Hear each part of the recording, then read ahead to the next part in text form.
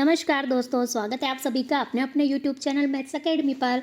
दोस्तों आज हम बात करने वाले हैं प्रतिशत से संबंधित कुछ महत्वपूर्ण प्रश्नों की जो अधिकतर एग्जाम में आप देख पाएंगे।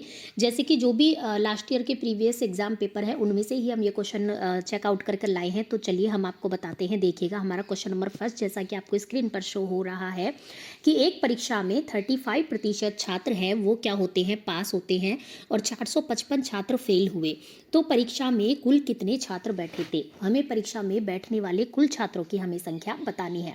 तो इस तरीके के प्रश्नों को आपको हल करने के लिए सबसे पहले क्या मानना होगा फ्रेंड्स, कि जो भी हमारा पूर्णांक जो हम लेते हैं किसी भी चीज़ का प्रतिशत में, वो हमेशा कितना लेते हैं, 100%। ठीक है, तो माना कि 100% का क्या था, हमारा पेपर था, मतलब 100% हमारा, उसमें से 100% में से जो है 35% छात्र हमारे कितने होते हैं, क्या होते हैं, 35%। 35% छात्र होते हैं पास। तो फेल कितने प्रतिशत हो जाएंगे? फेल हो जाएंगे 100 में से 35 गया तो 65% क्या हो गए, हमारे फेल हो गए। ठीक है, 35% हो जाते हैं पास और ये 65% हो जाएंगे फेल। और हमें क्वेश्चन में क्या दिया हुआ है, 455 छात्र फेल हुए। तो देखिएगा जो 455 है वो किसके बराबर हो जाएगा, 65% में, तो 65% फेल है। ठीक है, और वैसे एक क्वेश्चन में दिया हुआ कितना है, 455। तो ये जो 65% है ये किसके बराबर हो जाएगा, आपको ये ध्यान रखना है कि ये 65% की वैल्यू ही क्या है, देखिएगा 455 है, जो कि हमें क्वेश्चन में दी गई है। ठीक है, तो यदि हमसे पूछे कि 100 मतलब परीक्षा में कुल कितने छात्र बैठे थे, तो हमें पूरे उसका 100 की वैल्यू निकालनी है। तो देखिएगा हम किस तरीके से निकालते हैं। 455 किसके बराबर है, 65 के, तो 65 इससे डिवाइड करके हम 100 से क्या कर देंगे फ्रेंड्स, मल्टीप्लाई कर देंगे।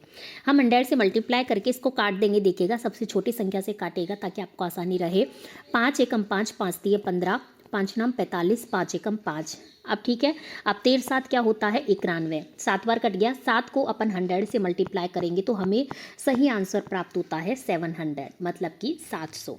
इसका मतलब है कि परीक्षा में कुल कितने छात्र बैठते हैं फ्रेंड्स, परीक्षा में कुल छात्र हैं जो बैठते हैं, बी ऑप्शन सही जवाब हो जाएगा 700। ठीक है, चलिएगा आगे हम देखते हैं इसी प्रकार के प्रतिशत से संबंधित और महत्वपूर्ण प्रश्न। देखिएगा एक आदमी अपने वेतन का 65% खर्च करता है। कितना प्रतिशत खर्च करता है फ्रेंड्स, 65% खर्च करता है और प्रति माह 525 रुपये की क्या करता है, बचत करता है।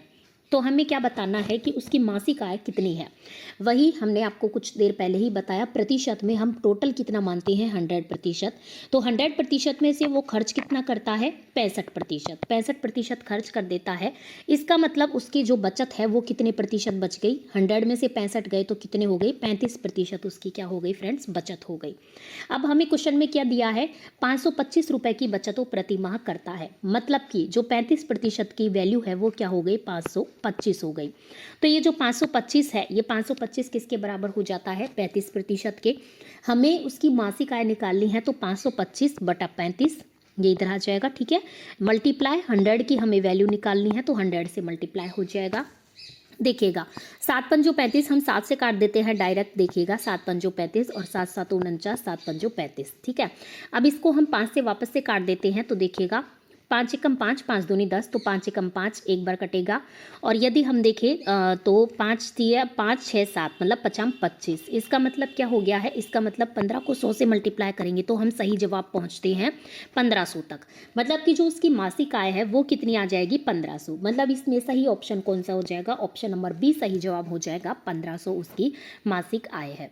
देखिए सभी मतलब एग्जाम में इस तरीके से जो क्वेश्चन आएंगे सभी को जो सॉल्व करने का पैटर्न है प्रतिशत वाले को सेम तरीके से होता है। 100 में से जो हमें दिया है उसको 2 पार्ट कर लेंगे, बाकी का बचा हुआ माइनस करके बचा हुआ पार्ट निकाल के क्वेश्चन में जो वैल्यू दी है उसके बराबर पुट करके हम उसे सॉल्व कर सकते हैं आसानी से। चलिएगा नेक्स्ट क्वेश्चन की तरफ हम बढ़ते हैं। देखिएगा नेक्स्ट क्वेश्चन हमारा क्या कहता है, मनोज को परीक्षा में उत्तीर्ण होने के लिए कितने प्रतिशत अंकों की, 36% अंक प्राप्त करने थे। मतलब 36% अंकों की क्या थी, उसको आवश्यकता थी एग्जाम उत्तीर्ण करने के लिए। देखिएगा कितने प्रतिशत, 36%। और उसने प्राप्त कितने किए, 24% अंक प्राप्त किए और 9 अंकों से वो क्या हो गया, अनुत्तीर्ण हो गया, मतलब कि फेल हो गया। तो पेपर का हमें पूर्णांक निकालना है। देखिएगा इसको हम किस तरीके से सॉल्व कर लेंगे। मान लिया कि मैंने यहाँ पर लिख दिया पास। पास होने के लिए उसे कितने चाहिए थे, 36%। ठीक है। और इधर भी मैं मान लो लिख दूँ पास, तो यहाँ पर पास होने के लिए 24% तो उसने प्राप्त कर लिए और 9 अंकों से फेल हो गया, इसमें मैं 9 जोड़ दूँ तो ये दोनों क्या हो जाएंगे, बराबर हो जाएंगे।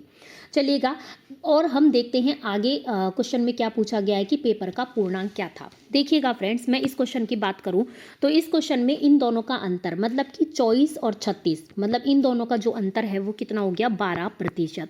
मतलब 12% जो अंक है, 12% किसके बराबर हो जाएगा, 9 से, 9 के बराबर हो जाएगा, क्योंकि 12% और मिलते तो वो पास हो जाता। इसी तरीके से 9 अंक और मिलते तो वो पास हो जाता। 1% में 1 अंकों में दोनों की वैल्यू क्या हो जाएगी, बराबर हो जाएगी। तो हम कैसे सॉल्व करते हैं, जैसे कि हमने लास्ट क्वेश्चन में सॉल्व किया, इसके नीचे ले जाएंगे 12 को, 9/12 और मल्टीप्लाई, हमें वैल्यू किसकी निकालनी है, 100 की निकालनी है। तो चलिए हम इसको सॉल्व करते हैं। देखिएगा 3 तिया 9, 3 चौक 12, 4 को इससे काटते हैं तो 4 दूनी 8 और 4 पंजो 20 और 25 75, इनको मल्टीप्लाई करेंगे तो 25 75, 75 सही जवाब की तरफ हम पहुंचते हैं। मतलब कि इसका सही जवाब क्या हो जाएगा, ऑप्शन नंबर ए 75 इसका सही जवाब हो जाएगा। देखिए एक बार हम आपको आसान शब्दों में एक बार और आपको इसको रिवाइज कराते हैं। देखिएगा 36% अंक परीक्षा में पास होने के लिए चाहिए थे, ठीक है, और 24% अंक उसने प्राप्त किए। मतलब कि 24%, 36 में से 24 मतलब कितने अंकों का इसमें डिफरेंस रह गया, 12% का, और 9 अंकों से वो अनुत्तीर्ण हो गया। मतलब कि 12% अंक उसे और मिल जाते, मतलब कि 9 अंक और मिल जाते, मतलब दोनों की वैल्यू बराबर हो गई। 12% किसके बराबर हो गया, 9 अंकों के, ठीक है। चलिएगा आगे हम देखते हैं नेक्स्ट क्वेश्चन की तरफ। देखिएगा नेक्स्ट क्वेश्चन है हमारा, एक टोकरी में 400 अंडे हैं, इसमें से 8 दर्जन अंडे तो सड़ गए, तो टोकरी में सही अंडों का प्रतिशत हमें निकालना है। देखिएगा एक टोकरी में अंडे कितने हैं, 400 हैं, ठीक है, और एक दर्जन में हम जानते हैं कितने होते हैं, 12, तो 8 दर्जन अंडे सड़ गए, तो 8 दर्जन में कितने अंडे हो जाएंगे, 12 अंठी 96, ठीक है, 96 हो जाएंगे।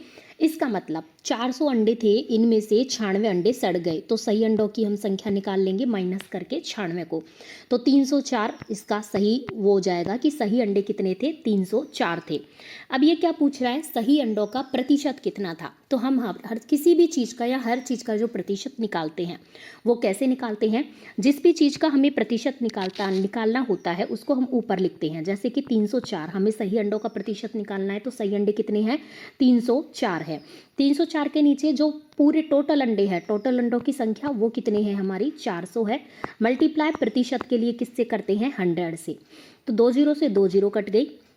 4 का इसमें हम भाग देते हैं तो ये 4 से कितनी बार कट जाएगा, देखिएगा 4 7 28, 28 के बाद 2 बचते हैं, 4 छिका 24, मतलब कि 76% अंडों का हमें प्रतिशत पूछा गया, तभी तो हमने 100 से मल्टीप्लाई किया, तो 76% अंडे हैं जो कि सही है, ठीक है। या फिर हम 304 बोल सकते हैं, लेकिन 304 को हम प्रतिशत में सॉल्व करेंगे तो 76% की तरफ हम पहुंचते हैं। इसका मतलब सही जवाब हो जाएगा इसका सी ऑप्शन 76%, ठीक है। चलेगा नेक्स्ट क्वेश्चन की तरफ हम बढ़ते हैं। देखिएगा 40% लोग क्या पीते हैं फ्रेंड्स, चाय पीते हैं, ठीक है, 40% लोग चाय पीते हैं, 50% लोग कॉफ़ी पीते हैं, 10% लोग चाय और कॉफ़ी दोनों पीते हैं।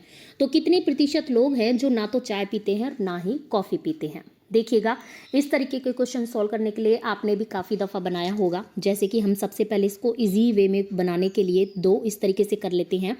दोनों को हमको क्रॉस करके बनाना है कि नहीं बनाना है, ये किससे पता चलेगा, क्योंकि हमें कॉमन दिया है कि 10% लोग हैं जो चाय और कॉफ़ी दोनों पीते हैं। तो एक गोला हमने बना दिया चाय का और दूसरा गोला हम बनाते हैं कॉफ़ी का। देखिएगा ठीक है, ब्लू वाला कॉफ़ी का हो गया, पिंक वाला चाय का हो गया, और ये बीच में क्या आ जाएगा, बीच में आ जाएंगे 10% लोग जो कि चाय और कॉफ़ी दोनों पीते हैं। ये 10% हो गया, ठीक है, और ये चाय का हो गया और ये कॉफ़ी का हो गया, ठीक है, चाय और कॉफ़ी दोनों का हो गया है। तो चाय कितने प्रतिशत पीते हैं, 40%, ठीक है, और ये जो कॉफ़ी है ये कितने पीते हैं, 50%, ठीक है। अब हमें ये पहले ये जानना पड़ेगा कि केवल चाय पीने वालों का प्रतिशत कितना है। तो केवल चाय पीने वालों के प्रतिशत के लिए 40 में से मैं 10 को माइनस कर दूं जो कि दोनों पीते हैं, तो 30% लोग ऐसे हैं जो केवल चाय पीते हैं, और 50 में से 10 गए तो केवल 40% लोग ऐसे हैं जो केवल कॉफ़ी पीते हैं, ठीक है। कितने लोग, 40%। इसका मतलब कितने हो गए, देखिए 40, 30 प्लस 40, 70, तो ये हो गए ठीक है। और ये 10% कितने हो गए जो दोनों पीते हैं, इनका टोटल प्रतिशत कितना हो गया 80%। 80% लोग हैं जो चाय पीते हैं, कॉफ़ी पीते हैं या फिर चाय और कॉफ़ी दोनों पीते हैं। इसका मतलब चाय और कॉफ़ी दोनों नहीं पीने वालों का प्रतिशत कितना हो जाएगा, तो हम एज़ यूजुअल क्या कर देंगे, 100 टोटल प्रतिशत हम मानते हैं, इसमें से हम 80% को 80 को माइनस कर देते हैं, तो 20% हमारा आ जाएगा जो चाय और कॉफ़ी दोनों नहीं पीते हैं। ठीक है फ्रेंड्स, तो इसका सही जवाब हो जाता है हमारा ऑप्शन नंबर सी 20 हमारा इसका सही जवाब हो जाएगा। चलिएगा नेक्स्ट क्वेश्चन की तरफ बढ़ते हैं। नेक्स्ट क्वेश्चन देखिएगा, राम अपने वेतन के क्या बोल रहा है, राम अपने वेतन की 14% मतलब कि 14% क्या करता है, बचत करता है, जबकि श्याम 22%। देखिए राम तो करता है 14% की बचत, देखिएगा राम करता है कितने की 14% की बचत और श्याम करता है कितने की 22% की बचत। यदि दोनों समान वेतन दोनों का कैसा है, समान है, कैसा है, समान है, तो समान वेतन पाते हैं और श्याम 1540 रुपये की बचत करता है, तो राम की बचत है। पहले हमें इसमें वो चीज़ें छांटनी होगी जो इक्वल हो सकती हैं। इक्वल क्या हो सकता है, देखिएगा शाम की बचत दे रखी है 22% और शाम की रुपए में बचत दे रखी है, तो दोनों बराबर हो जाएंगे। 22% शाम की ऐसी बचत दे रखी है और रुपए में देखे तो दे रखी है 1540 रुपये। ठीक है, तो हम इससे क्या कर सकते हैं, हम इससे जो शाम की जो वेतन है, शाम का वेतन हम निकाल सकते हैं। देखिएगा इसको सॉल्व करने के लिए हम नीचे ले आएंगे 22 और हम जो वेतन टोटल हम कितना मानते हैं 100, तो टोटल 100 से मल्टीप्लाई कर देंगे। इसको हम सॉल्व करते हैं तो देखिएगा जैसे इसको हम सॉल्व करेंगे तो 11 दूना 22, 11 एकम 11, 11 चौक 44 और 0, मैं वापस 2 से काटूँ तो 2 सत्ते 14 और 0, मतलब कि कितना आ गया 7000, 7000 क्या हो गई शाम का वेतन हो गया, हमने निकाल लिया दी गई चीज़ों से। अब ये क्या बोल रहा है कि समान वेतन है, समान वेतन है मतलब राम का भी वेतन क्या होगा 7000, किसका, राम का वेतन भी 7000 होगा, तो राम का वेतन हो गया 7000। और ये क्या पूछ रहा है कि राम की बचत कितनी है, तो बचत हमें क्या दे रखी है 14%, मतलब 7000 का वो 14% क्या करता है फ्रेंड्स, बचत करता है। तो 7000 का हम 14% निकाल लेंगे, कितना आएगा वही इसकी बचत हो जाएगी। तो 2 जीरो से तो 2 जीरो कैंसिल आउट हो गई, ठीक है, और 4×7=98 होता है, तो ये हो जाएगा 980, मतलब कि जो इसकी बचत हो जाएगी वो कितनी हो जाएगी 980, ये हो जाएगी हमारे राम की बचत। पहले क्वेश्चन में जो चीज़ें दी गई हैं उनको इक्वल करके उनसे वैल्यू निकालनी है, फिर दूसरी चीज़ को सॉल्व करना है। ठीक है, चलिएगा देखते हैं हमारा नेक्स्ट क्वेश्चन देखिएगा, यदि 24 कैरेट का क्या बोल रहा है, यदि 24 कैरेट सोने को 100% शुद्ध माना जाए तो 22 कैरेट सोने में शुद्ध सोने की प्रतिशतता कितनी होगी। देखिएगा टोटल प्रतिशत जो शुद्ध है वो हम क्या मानते हैं 100 मानते हैं, तो 100%, 100 की वैल्यू कितनी 24 है, 100 की वैल्यू कितनी दे रखी है 24। ठीक है, तो हमें निकालनी है कि 22 कैरेट सोने में शुद्ध सोने की प्रतिशतता, तो 22 से इसको मल्टीप्लाई कर देंगे। अब इसको हम कैंसिल आउट कर लेते हैं, देखिएगा 2 एकम 2, 2 दूनी 4, 2 एकम 2, 2 एकम 2। अब फिर से देखिएगा 4 तिया 12 और 4 को हम इससे मल्टीप्लाई इसका डिवाइड करते हैं 100 को, तो क्या आ जाएगा 4 दूनी 8 और 4 पंजो 20। ठीक है, अब हम इसको इससे मल्टीप्लाई करेंगे, देखिएगा 11 पंजो 55 की 5, हाथ से लगी 5।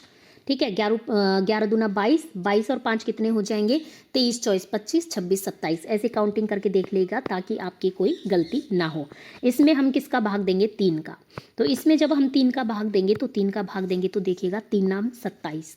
ठीक है, 9 बार गया, फिर 5 में देंगे तो 3 एकम 3 और कितना बच जाएगा 2 शेषफल बच जाएगा और नीचे 3, मतलब कि 91 91 सही 2/3%, ये क्या हो जाएगी 22 कैरेट सोने में शुद्ध सोने की प्रतिशतता हो जाएगी, जो कि हमारा आंसर में देखिएगा 91 सही 2/3, और ए ऑप्शन में सही जवाब हो जाएगा 91 सही 2/3%। ठीक है फ्रेंड्स, मुझे पूरी उम्मीद है आपको समझ में आ गया होगा। एक बार समझ में ना आए तो आप दूसरी बार वीडियो को वापस देखिएगा ताकि आपको दोबारा से अच्छे से समझ में आ सके। तो चलिए फ्रेंड्स, हम आपको मिलेंगे नेक्स्ट वीडियो में नेक्स्ट क्वेश्चन के साथ। मुझे पूरी उम्मीद है कि आपको क्वेश्चन समझ में आ गए होंगे, और यदि आपको कोई भी क्वेश्चन समझ में नहीं आता है तो आप कॉमेंट बॉक्स में हमको बता सकते हैं ताकि हम आपकी प्रॉब्लम का क्या कर सके, सॉल्व कर सके। ठीक है, कॉमेंट बॉक्स में आप बता दीजिएगा, और आप ये भी बता सकते हैं आपको कौन से टॉपिक से संबंधित परेशानियाँ हैं, तो हम आपको वही टॉपिक टॉपिक पढ़ाएंगे। तो चलिए फ्रेंड्स, अब हम आपको मिलते हैं नेक्स्ट वीडियो में। तब तक बने रहिए मैथ्स अकेडमी के साथ। यदि आपने अभी तक भी हमारा चैनल सब्सक्राइब नहीं किया, लाइक नहीं किया वीडियो को, तो चैनल को सब्सक्राइब कीजिए, वीडियो को लाइक कीजिए, ज़्यादा से ज़्यादा अपने फ्रेंड्स ग्रुप में शेयर कीजिए। मिलते हैं नेक्स्ट वीडियो में। धन्यवाद।